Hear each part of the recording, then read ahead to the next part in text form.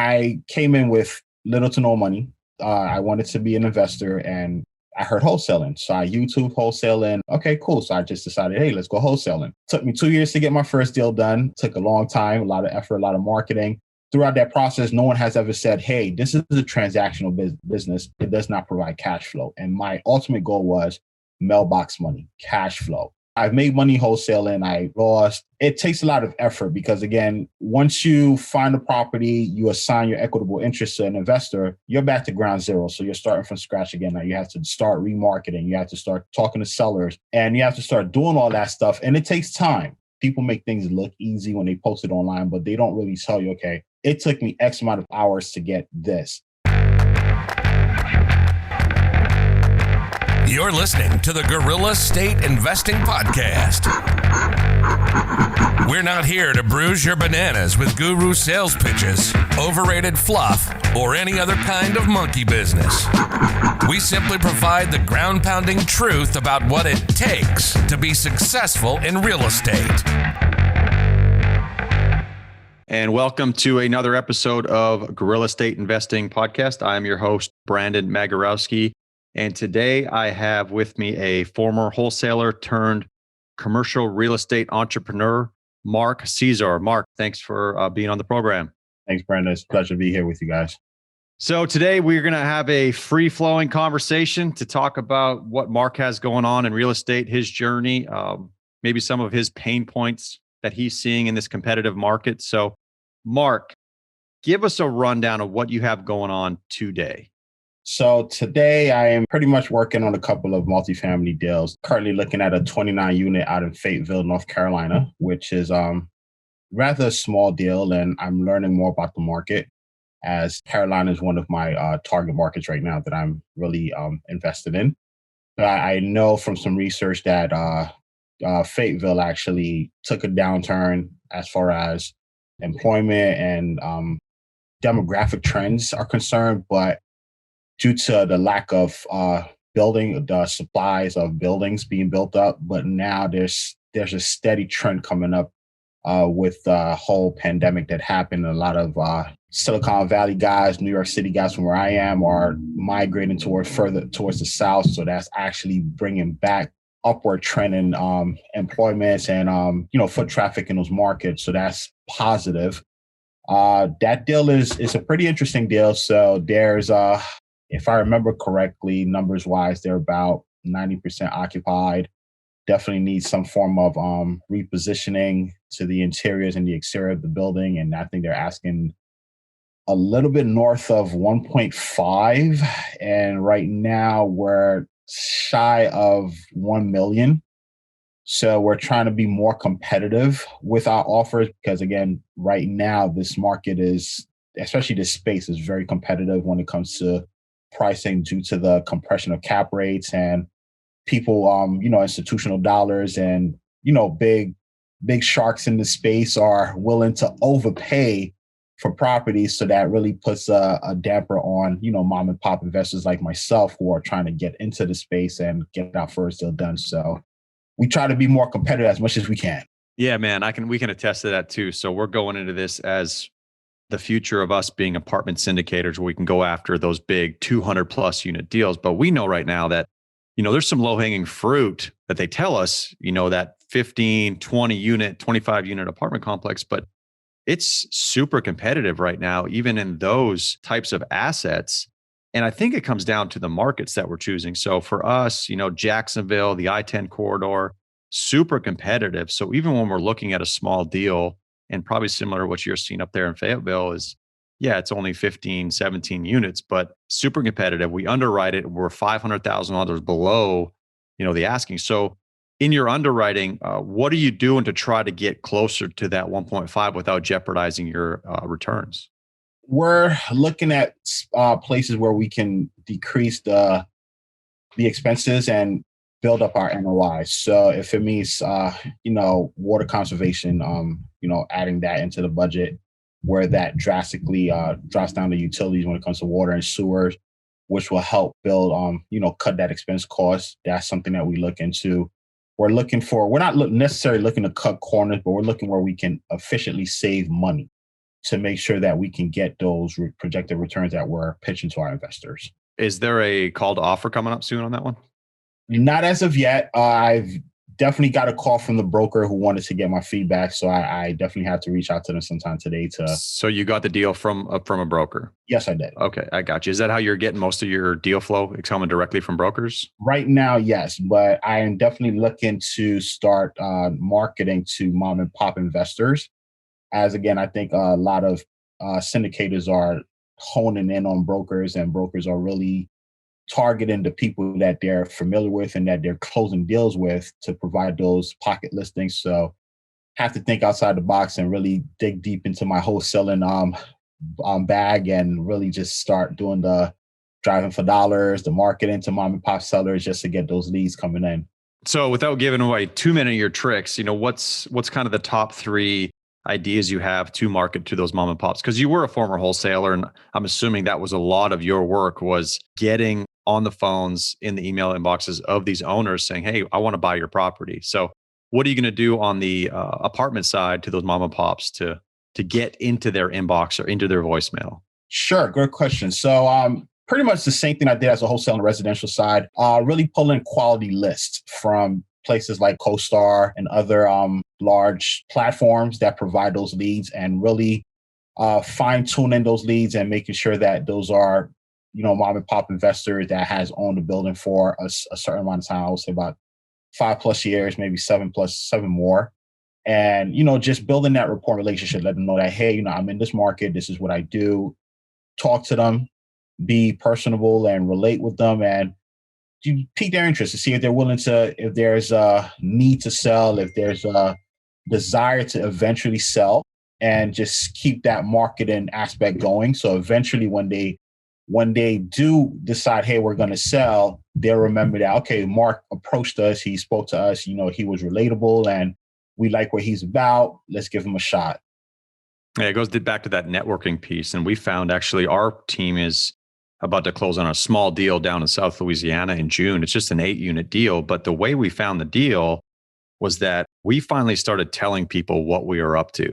So my partner Ramsey just got online and said, hey, I'm getting into this apartment syndications. We're looking for commercial multifamily properties. And a friend from high school saw that post, reached out to him and said, hey, my mom's trying to sell her 8-unit down in South Louisiana. And again, we talk about the low-hanging fruit, right? We want to go after big deals, but the name of the game is cash flow, right? We want cash flowing assets and them to be commercial multifamily. So anything above the 4 units, we want them to cash flow. And this property, we're going to get it at well under market value in the hot market right now, and it's going to cash flow for us. So as a team, number one, we're not going to ignore those kind of deals. And number two, going back to the networking piece and what we're going to get into next with this GOB network that you're involved in, is so important, just to get out there and tell people what you're doing. And that's going to lead to pocket listings and off-market deals like you wouldn't believe. So GOB network, I'm involved in this Slack group. I'm on the Facebook group. I don't have as much time divested into you. So give me the rundown on this GOB network. Sure. So GOB was created to initially by the founder, Jim Biggs. He put together the space to really get people on board to help them get their first deal done. So it's pretty much a one-stop shop where you have everything, whether it's financing, sponsorship, key principles, whatever the case may be. It's grown tremendously over the last couple of months. So now we're really trying to debunk the myth that apartment investing is really for the big guys, the 1%ers, and average Joes like myself can do it. And you don't really need to go after the 200, 300 apartment deals to get it done, because that's what a lot of syndicators who come into the space, they really focus on, and leaving a very open market for minimal deals, the 20s to 50s or so forth. So as you mentioned, low hanging fruit, there are a lot of these deals out there. You just have to know how to take them on. You just have to learn how to collaborate with other people and build that team and network to take it on. So that's what GOB actually provides. And again, it's a one-stop shop. So if you're looking for the financing for the deal, GOB can help with that. If you're looking for, sponsors, key principles, if you're looking for insurance guy, we have it there. So you don't have to really hustle and bustle at the last minute to try to find those key pieces. You simply just come into the group by invitation, of course, network and, bring your deal, and we'll collaborate with you and, work until we can take it down. Have you seen deals since you've been in the group that have, closed inside the GOB network with this collaboration? Yes, I've seen plenty of deals that are being closed. My deal right now, I'm actually bringing it to the network to try to find people in that specific pocket market that I'm looking into to try to partner up with and take it down. Okay.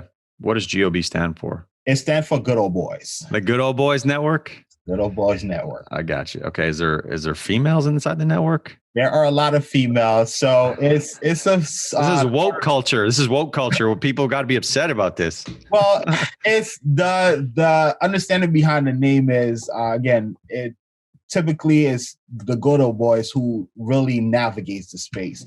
So Jim has tried to, break that barrier where it's no longer the good old boys, but it's everyone that can partake in the space. Right. It's a cliche. The good old boys is just that the group of the right people, like-minded people together trying to accomplish the same thing. Correct. That's awesome. So are you one of the founders of GOB or you just joined it? How long ago did you join it?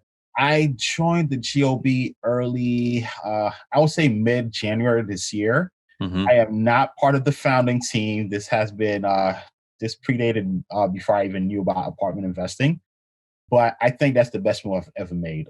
Again, I spent money on coaching, which is normal, but coming into this space where I'm not dealing with gurus, I'm not being upsold on anything. It's just bring your deal, bring your hustle, bring your enthusiasm. Let's partner up. Let's make it happen. Yeah. So go back to, you just mentioned that you paid for coaching. Was that mentorship or was that through the Michael Blank program? Is that what you're talking about? The Michael Blank? Yeah, I definitely paid for the Michael Blank one-on-one coaching. It was very good. I won't, say anything negative about it. It definitely gave me the A to Z script on apartment investing. Yeah. When I came into the space, I didn't know anything about it. As I mentioned before, I only thought, apartment can only be bought by the top earners, the top 1%ers. And after undergoing the program, I definitely learned that, hey, a regular guy like me, regular 9 to 5, when I had one, I'm able to do it as well. So I've learned, the verbiage, how to speak with brokers, how to analyze deals, how to put the team together. So it was very beneficial. I definitely recommend coaching to anyone. You do need coaching because it saves you a lot of money down the line.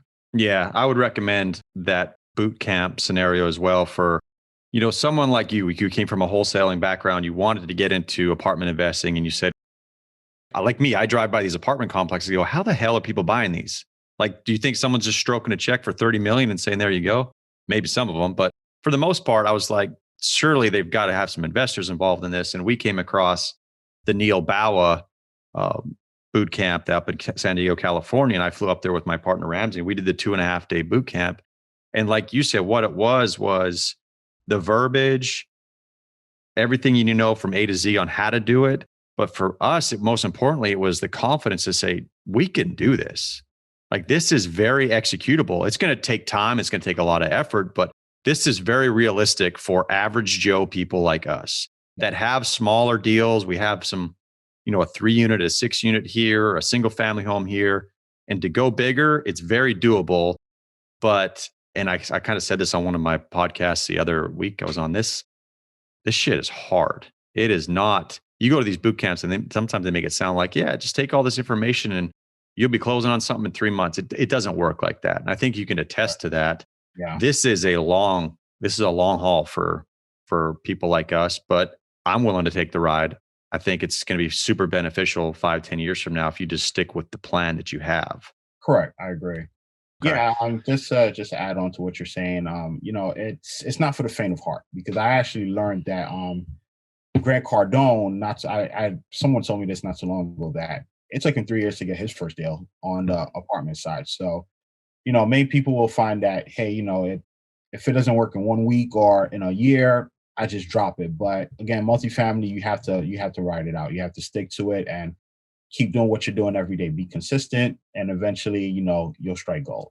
Yeah, and that's what I see. So you see on social media, like on LinkedIn and Facebook, about closing. I just closed 150 units and 200 units.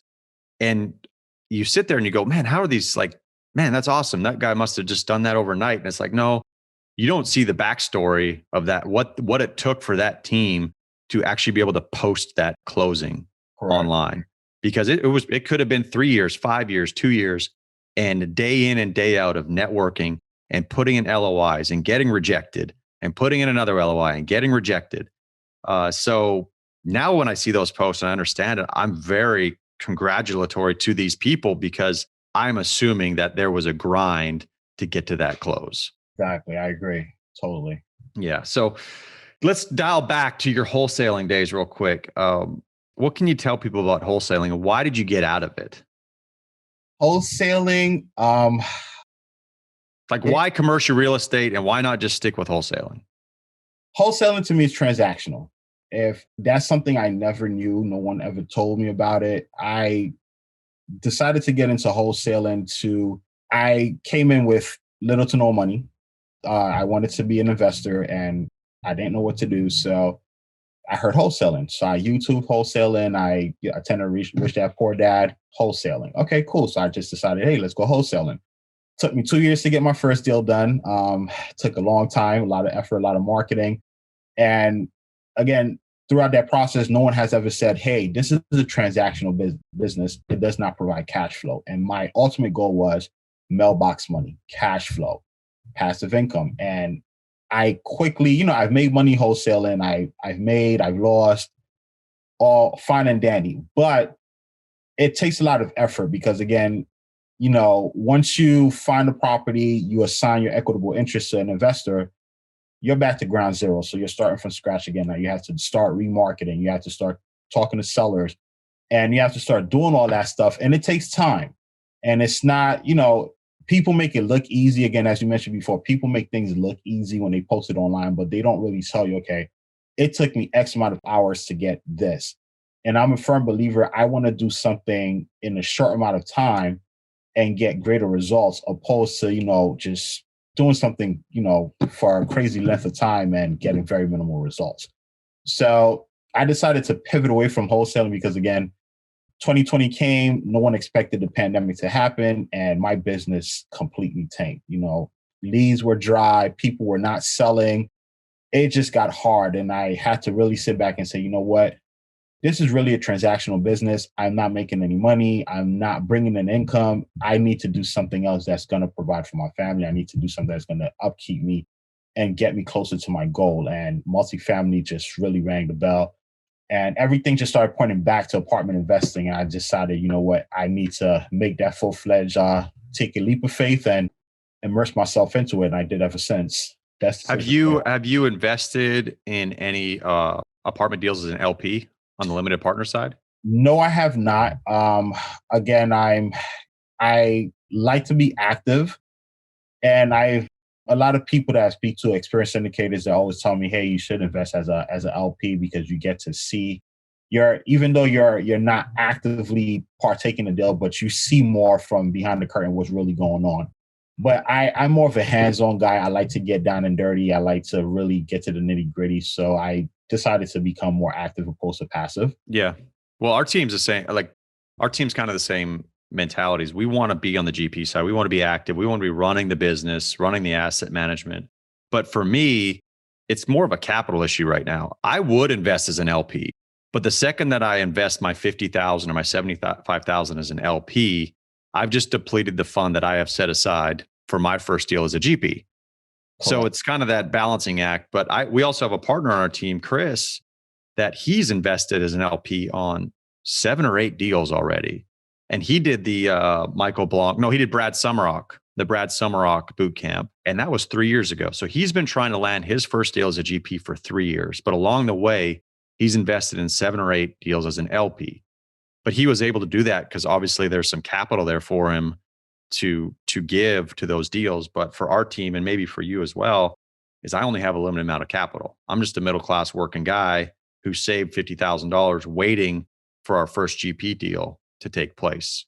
Would you say the same thing?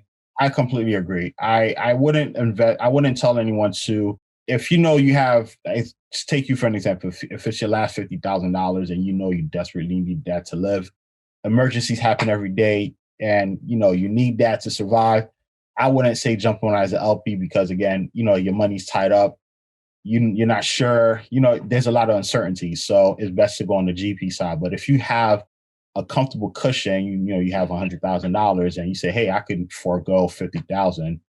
Fine, do it. You know, you're still going to learn. You're still going to be, you know, see what's happening.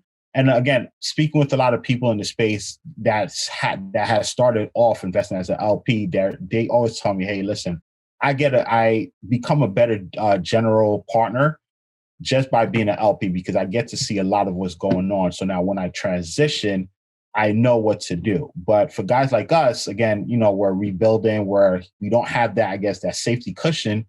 It's best to just go in as an LP, as a GP, and really learn and just, you know, grind it out and try not to make mistakes. But of course, if you have experienced people with you, that'll help you along the way as well. Exactly. So if I have my $50,000 set aside for my GP pool and I give that to an LP group, and then I get a deal under contract and I go try to raise capital, and that investor says to me, well, how much money are you putting in the deal? And I say none because I've already given up my money. That investor may not want to work with me. You know, we want to invest in our own deals to create confidence to that LP investor to say, yeah, these guys are putting money in it. I want to put my money into it. So that's just the position we're in. But I know there's a lot of GP groups out there that do LP investments. And that's just because they have additional capital to do that. And I think maybe in 5 to 10 years, we'll be able to play both sides of the fence on it, Mark. Correct. I mean, one thing that I learned about that too, I learned this trick not too long ago. When investors typically ask me that question, I let them know, yeah, I will have skin in the game. So my acquisition fee, instead of taking it and pocketing it, I just roll it right back into the deal. And that's my skin in the game. So that's something that a lot of people don't mention, but I've learned that from a couple of experienced syndicators, and they say, hey, just roll your money right back in there and you're covered.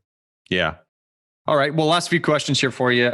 Just looking back on your days when you were a wholesaler and then you went through the Michael Blanc program. You know, we're trying to get the truth out of what commercial multifamily investing really is. And, you know, there's a lot of fluff out there. There's a lot of hype out there that it's easy. So if you could give yourself some advice 5 years ago as a wholesaler, maybe there's someone sitting in the shoes listening that is in that position. What would you tell them now? Like, what mistake? Don't make this mistake now. And this is what you should probably look at doing. I would say if you're making money already, save your money. Put money aside specifically for investing. Definitely connect with the right people. There are a ton of guys out there who are willing to teach, you know, and willing to take mentees under their wings and intern them and show them the ropes. So definitely connect, network, talk to people. And by that, I mean, don't just say, hey, how can I pick your brain? Those days are gone. You know, people's times are very valuable now. So you want to find a way to add value to people. Hey, you know, you'll walk up to an investor, you're like, listen, this is what I'm good at. This is what I can do. How can I bring those skill sets to your team to make it valuable for you? What can I take off your plate so you can really focus in on what you want to do, which is buy more buildings? And in return, teach me something. You know, I'll work for free if I have to. I'll grind. And eventually when you know, experienced people see that kind of determination and it's not just one way, they're willing to, you know, teach you and you know, give you whatever knowledge they have for free. So that's definitely something I would recommend as well. And also make sure that you're getting a coach that's not really, that's tailor fitted to your learning style, but is not just going to upsell you or just give you a piece of the pie and try to upsell you again the following month. Like, hey, we have a new program. You know, there's a lot of those out there. So you really want to do your homework and research on who you are looking to hire as a coach. And those are the crucial things that I would tell myself or anyone else looking to get into the space. That's awesome, man. Where can people find you? You can definitely find me on LinkedIn, Marc Cesar, linkedin.com/Marc Cesar. I also host a meetup group every Monday, 7 p.m. Eastern, called Financial Freedom Through Apartment Investing. As you can see in my background, we're a GOB affiliate. I'm on Facebook and Instagram, so feel free to reach me out.